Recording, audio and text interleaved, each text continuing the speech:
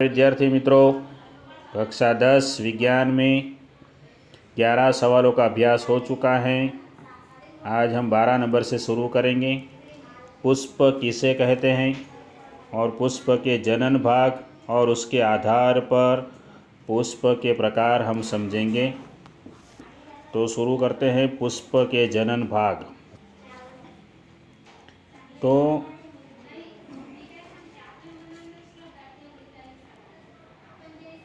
आवृतबीजी के जननांग पुष्प में अव्यवस्थित होते हैं और इसका अभ्यास तो हमने किया भी है। उसके कुछ भाग भी हमने देखे हैं। बाह्य दल, पंखुड़ी, पुंकेसर, स्त्री केसर। चित्र में आप लोगों ने ये सब पढ़ा था 8वीं कक्षा में। इसमें जो पुंकेसर और स्त्री केसर जो है वह पुष्प के जनन भाग हैं। इसमें जनन कोशिकाएं होती हैं।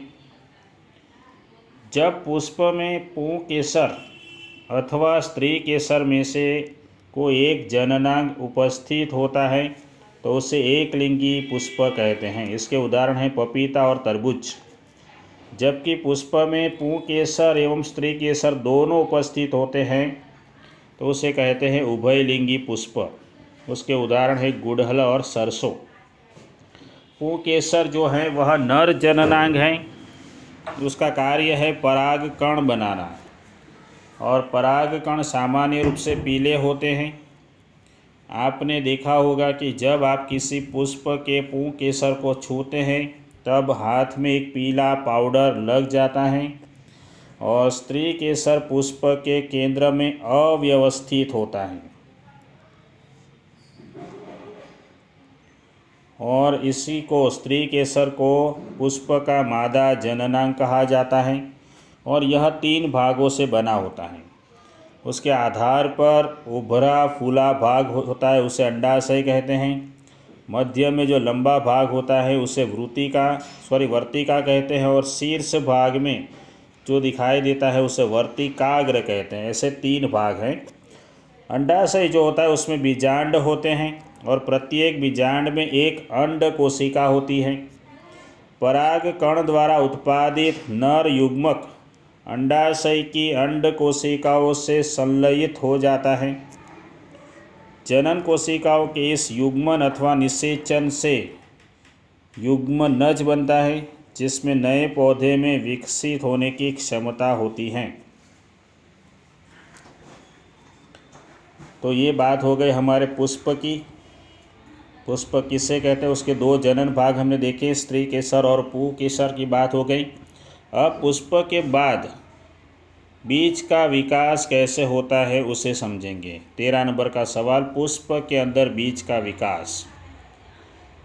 तो पराग कणों को पुंकेसर से वर्तिकाग्र तक स्थानांतरण की आवश्यकता होती है और पराग कणों का यह स्थानांतरण उसी पुष्प के वर्तिकाग्र पर होगा तो उसे स्वपरागण कहते हैं। परंतु एक पुष्प के परागकण दूसरे पुष्प पर जब स्थानांतरित होते हैं तो उसे परपरागण कहते हैं। तो ये परागण के 2 प्रकार हो गए, स्वपरागण और परपरागण। एक पुष्प से दूसरे पुष्प तक पराग कणों का यह स्थानांतरण किससे होता है तो वायु से, जल से अथवा प्राणी, वायु, जल अथवा प्राणी जैसे वाहक के द्वारा यह संपन्न होता है। उसके बाद देखते हैं परागकण। परागकणों के उपर्युक्त वर्तिकाग्र पर पहुंचने के पश्चात, यहाँ पर देखिए चित्र में परागकण जो हैं ऊपर वर्तिकाग्र पर बैठ चुके हैं। तो वर्तिकाग्र पर पहुंचने के बाद नर युग्मक को अंडाशय में स्थित मादा युग्म तक पहुंचाना होता है। यहाँ से यहाँ तक ऐसे पहुंचाना होता है और वह पहुंचाने का कार्य होता है पराग नली के द्वारा। इसके लिए पराग कण से एक नलिका विकसित होती हैं और वर्तिका से होती हुई बीजांड तक यहाँ तक पहुँचती है। निषेचन के पश्चात युग्मनज में अनेक विभाजन होते हैं। यहाँ पर अंडाशय में अनेक विभाजन होते हैं तथा बीजांड में भ्रूण विकसित होता है। बीजांड से कठोर आवरण विकसित होता है और यह बीज में परिवर्तित हो जाता है। इस प्रकार बीज की रचना होती है। अंडाशय तीव्रता से वृद्धि करता है तथा परिपक्व होकर फल बनता है। इस प्रकार बीज में से फल बनेगा। इस अंतराल में बाह्यदल, पंखुड़ी, पुंकेसर, वर्तिकाग एवं वर्तिकाग्र मुरझाकर गिर जाते हैं।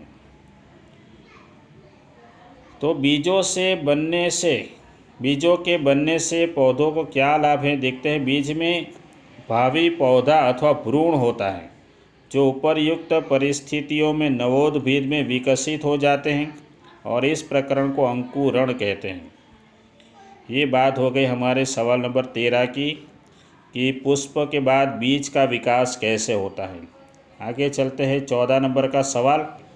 किशोरावस्था के दौरान होने वाले सामान्य शारीरिक तथा लैंगिक परिवर्तन का वर्णन कीजिए। किशोरावस्था के दौरान शारीरिक और लैंगिक परिवर्तन देखते हैं कि आयु के साथ साथ हमारे शरीर में कुछ परिवर्तन होते रहते हैं। कक्षा 2 से 10 तक पहुँचते पहुँचते हमारी लंबाई और भार बढ़ जाता है। हमारे दांत जो गिर जाते हैं दूध के दांत कहलाते हैं, नए दांत निकल आते हैं। इन सभी परिवर्तनों को एक सामान्य प्रक्रम वृद्धि में समूहबद्ध कर सकते हैं, जिससे हम शारीरिक वृद्धि कहेंगे। परंतु किशोरावस्था के प्रारंभिक वर्षों में कुछ ऐसे परिवर्तन होते हैं जिन्हें मात्र शारीरिक वृद्धि नहीं कहा जा सकता, जबकि शारीरिक सौष्ठव में ही बदल जाता है। इनमें से कुछ परिवर्तन तो लड़के और लड़कियों में एक समान होते हैं, जैसे कि शरीर के कुछ नए भाग जैसे कि कांख और जांघों के मध्य जननांग क्षेत्र में बाल गुच्छ निकल आते हैं। इनका रंग भी गहरा हो जाता है। पैर, हाथ एवं चेहरे पर भी महीन रोम आ जाते हैं। त्वचा अक्सर तैलीय हो जाती है। कभी कभी मुहासे भी निकल आते हैं और हम दूसरों के प्रति अधिक सक्षम हो जाते हैं। ये बात हो गई शारीरिक परिवर्तन की। 15 नंबर का सवाल देखते हैं। जातीय लक्षणों की बात करेंगे। किशोरावस्था के दौरान लड़कों और लड़कियों में दिखाई देने वाले जातीय लक्षण। कुछ ऐसे परिवर्तन भी हैं जो लड़कों एवं लड़कियों में भिन्न होते हैं, जैसे कि लड़कियों में स्तन के आकार में वृद्धि होने लगती है।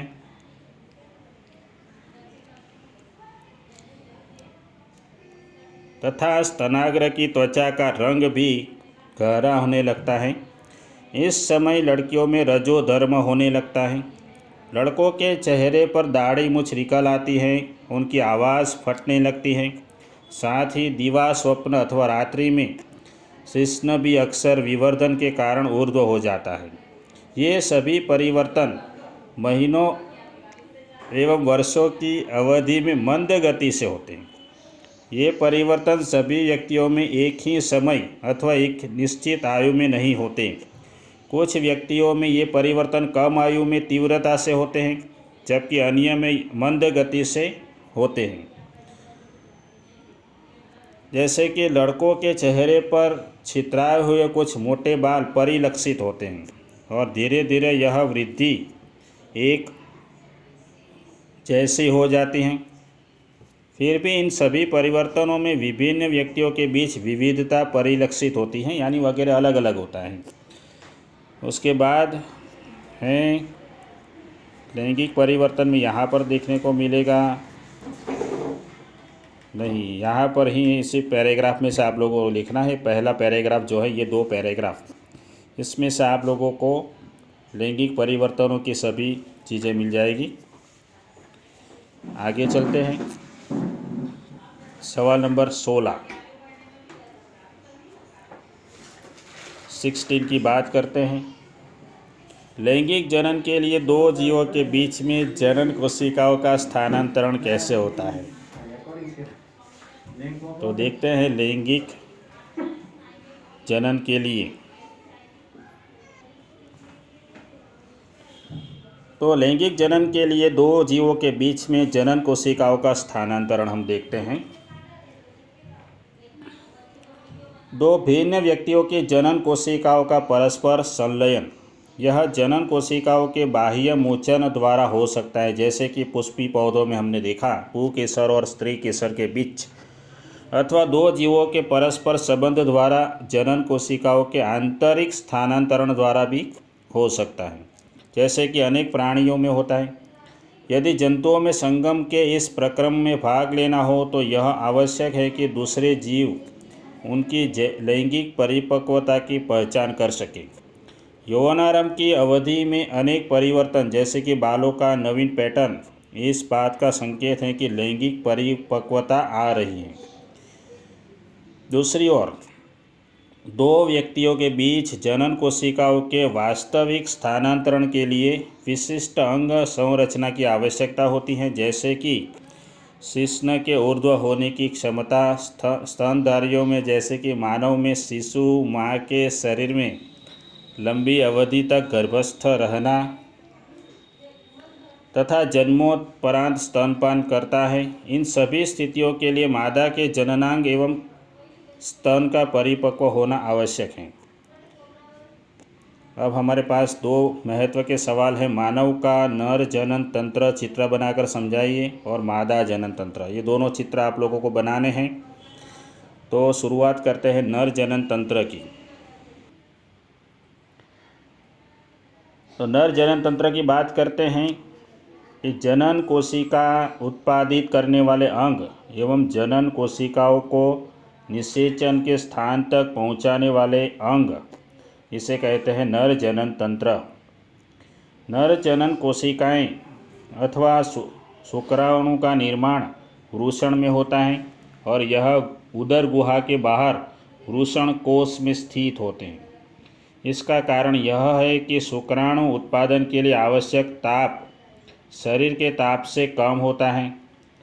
उसके बाद टेस्टोस्टेरोन हार्मोन के उत्पादन एवं श्रवण में भी वृषण की भूमिका होती हैं, महत्व की भूमिका होती हैं। शुक्राणु उत्पादन के नियंत्रण के अतिरिक्त टेस्टोस्टेरोन लड़कों में यौवनावस्था के लक्षणों का भी नियंत्रण करता है।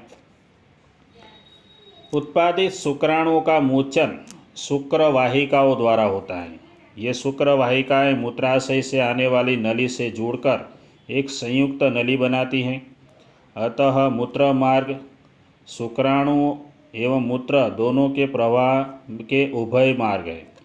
प्रोस्टेट तथा शुक्राशय अपने स्राव शुक्रवाहिका में डालते हैं, जिससे शुक्राणु एक तरल माध्यम में आ जाते हैं। इसके कारण इसका स्थानांतरण सरलता से होता है और साथ ही स्राव उन्हें पोषण भी प्रदान करता है। शुक्राणु सूक्ष्म संरचना है जिसमें आनुवंशिक पदार्थ होते हैं तथा एक लंबी पूंछ होती है जो उन्हें मादा जनन कोशिका की ओर तैरने में सहायता करती है। मादा जनन तंत्र की बात करते हैं। मादा जनन कोशिकाओं अथवा अंड कोशिका का निर्माण अंडाशय में होता है। वे कुछ हार्मोन भी उत्पादित करती हैं। लड़की के जन्म के समय ही अंडाशय में हजारों अपरिपक्व अंड होते हैं और यौवनारंभ में इनमें से कुछ परिपक्व होने लगते हैं। दो में से एक अंडाशय द्वारा प्रत्येक माह एक अंड परिपक्व होता है। महीन अंडवाहिका अथवा फैलोपियन ट्यूब द्वारा यह अंड कोशिका गर्भाशय तक ले जाते हैं। दोनों अंडवाहिकाएं संयुक्त होकर एक लचीली थैली जैसी संरचना का निर्माण करते हैं जिसे गर्भाशय कहा जाता है और यह गर्भाशय ग्रीवा के द्वारा योनि में खुलता है। इतना ही लिखने के हमें 4 मार्क्स दिए जाते हैं। बोर्ड में एग्ज़ाम में पूछा जाता है चित्र के साथ। उसके बाद 19वां नंबर है हमारे पास, गर्भधारण से लेकर शिशु के जन्म तक की प्रक्रिया समझाइए। तो ये 2-3 सवाल ऐसे हैं जो मैं उसका वर्णन नहीं करने वाला, लेकिन उसका स्थान बता देता हूँ कहाँ पर है। किताब में जब आप देखेंगे यहाँ से तो ये हमारे पास 19 नंबर का सवाल है, उसका आंसर यहाँ पे मिलेगा आप लोगों को।